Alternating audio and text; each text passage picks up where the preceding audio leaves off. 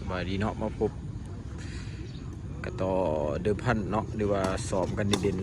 ๆสิ่งรางวัล2 ล้านกีบแพ้นี่เรียบร้อยซะหน่อยเตะ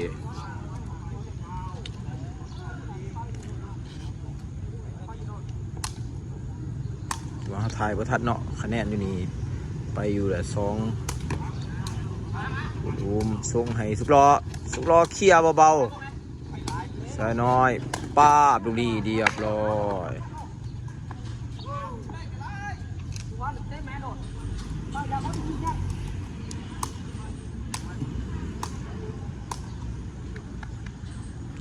2 ต่อ 1เปิดมากุดุมเตะเบาๆเป็นแต้ม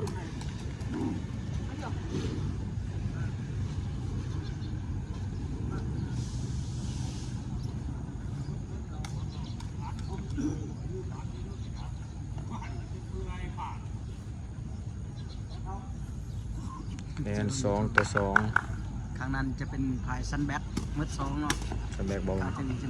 มีปาดตัวหนึ่งเตะตัวหนึ่งซ้ายน้อยเตะออกตรงนี้เอาแล้วจะหลอดหรือจะล่วงคนคิวกันเลยหมดยันไปน้ำเขา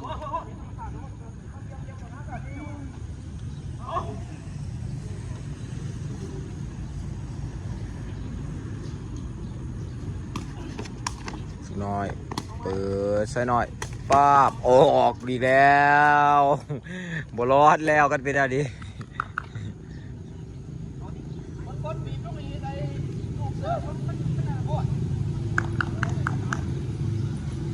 3 ตัว 1เสิร์ฟ4 อีกสาย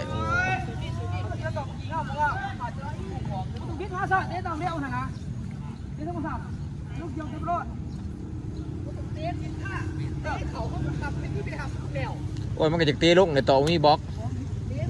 ชีวิตแบะยังไงจะว่าตีมันแนวนั้นเนาะสอดต่อโบแมนคือเปล่า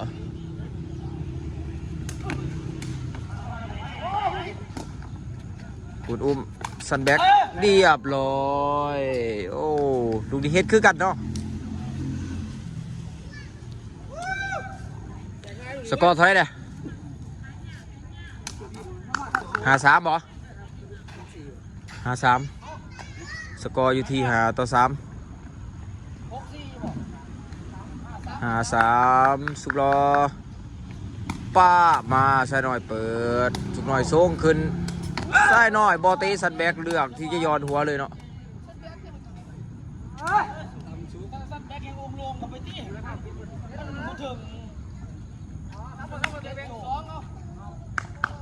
คะแนน6-2โอ้6-3เนาะใช่หน่อยป้าบดูนี่โอ้เกือบเกียร์4-6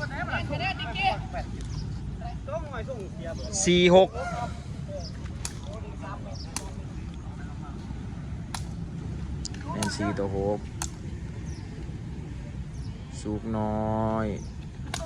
เสิร์ฟไปสุกรอทรงสวยๆดูนี่ป้าบเข้าไปออกบอออกเฉย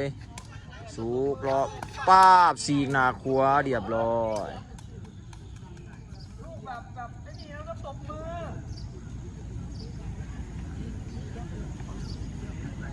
หลับซ้อนตบมือทานเลยบ่เกี่ยวได้หลุดหลับซ้อนเป็นตบมือทานเลยบ่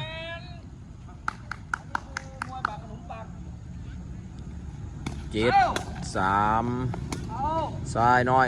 ป้าบตรงนี้เรียบร้อยโอ้ลูกพี่เพิ่นหาไหลเลยเว้ย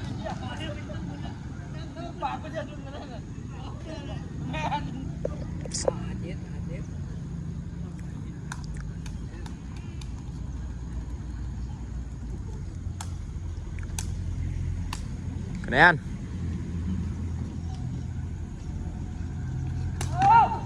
สุกรอเปิดขึ้นมาปุดุมสั้นบล็อกเบาๆ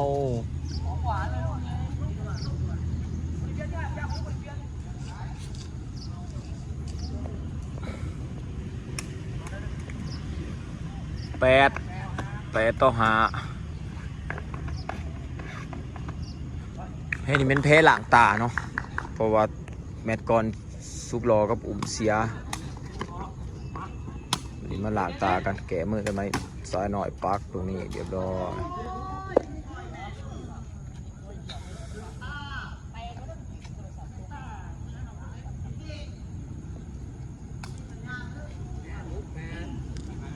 คะแนน6-8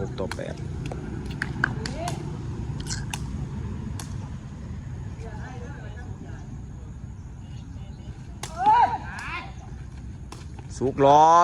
ซัดแบ็กยอดตรงนี้โอ้ใส่หน่อยเขาไปเก็บทันเสย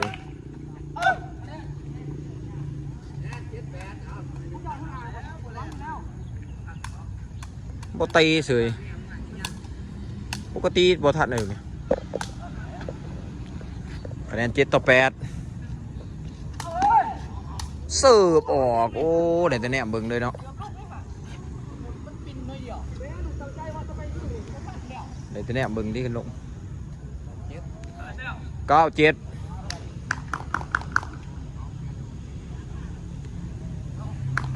สุกรอดเสิร์ฟมาสุกหน่อยเปิดมีอาการใส่หน่อยจะได้โอ้ใส่หน่อยตามไปเบอร์ได้ดีเนาะลูกนี้มาจบไงยังสู้กันดูเดือดไปเบิ่งที่ปลายเกมเนาะว่าระบบลมหายใจไพ่จะดีกว่ากันคะแนน8-9อุ่นอุ้มส่งมาให้สุกรอดซัดแบ็กด้วยตรงนี้เรียบร้อยโอ้สุกรอเตะดีเว้ยหน้าตาก็รอเตะต่อก็ดีมึงมองตีเลย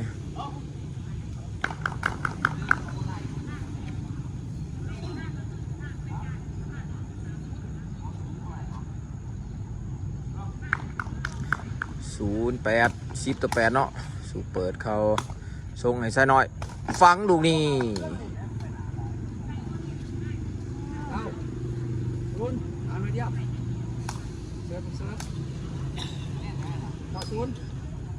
9-0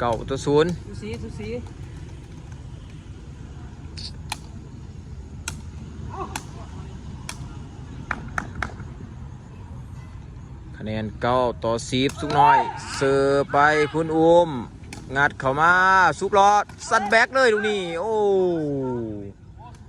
แกใครดีเว้ยสุกรอไม่ใช่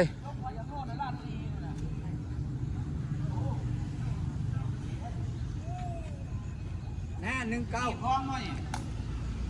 อ้ายคิงคะแนน1-9คุณอุ้มเสิร์ฟมาสูงยังเปิดอยู่ใส่น้อยตาเบอร์ไปโอ้ยเกือบเกี่ยวตรงนี้0-1เล่น0-1แต้มสูสีกันมาตลอดเนาะ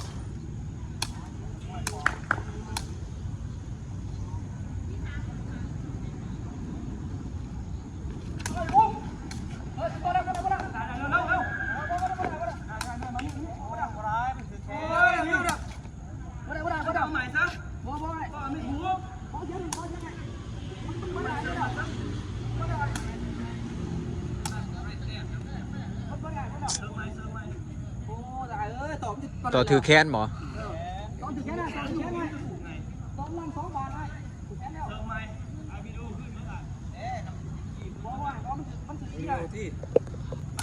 มาต่อกันเนาะถือว่าแต้มเมื่อกี้นี่เป็นต่อเสียเนาะมาเป็นต่อลูดต่อถือแค้นคะแนน11สุกน้อยเสิร์ฟไปยุมเปิดคืนสุกรอดซันแบ็กตรงนี้ใส่หน่อยเกี่ยวยังได้อยู่สุกรอดซันแบ็กด้วยอับลอยโอ้สุกรอดซันแบ็กแน่เนาะดีเว้ยเต้ดีแบบนาตาเลยเราก็ได้คะแนน12-11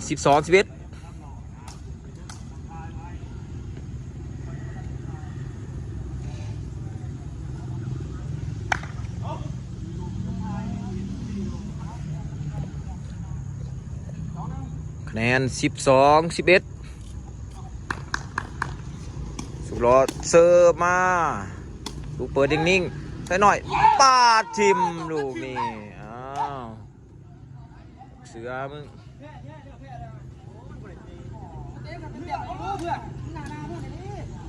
มันก็สิเลือกยุ้มลงแน่แต่มันเห็ดบ่ได้ตั้งใจเนาะคะแนน13 11สุกรอเสิร์ฟมาใส่หน่อยเปิดสุกหน่อยส่งยัดเข้าไปใส่หน่อยป้าบลูกนี้เรียบร้อย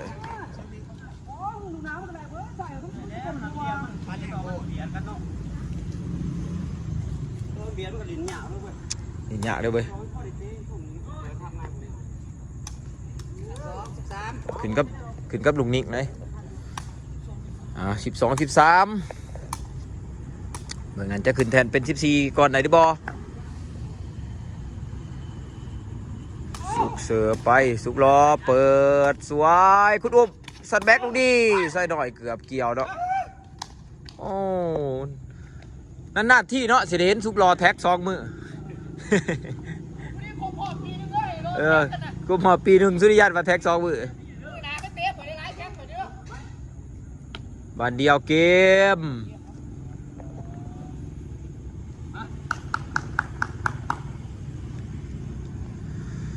สุกรอเสิร์ฟโลกสายดูดิงอ13 14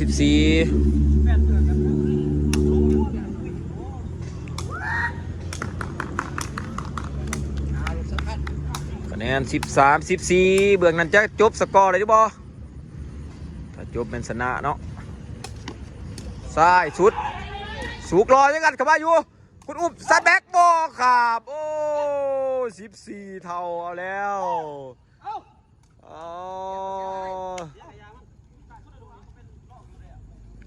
โอ้ยบุญไปเป็นลอกเลยเขาเก็บเสือด้วยดิ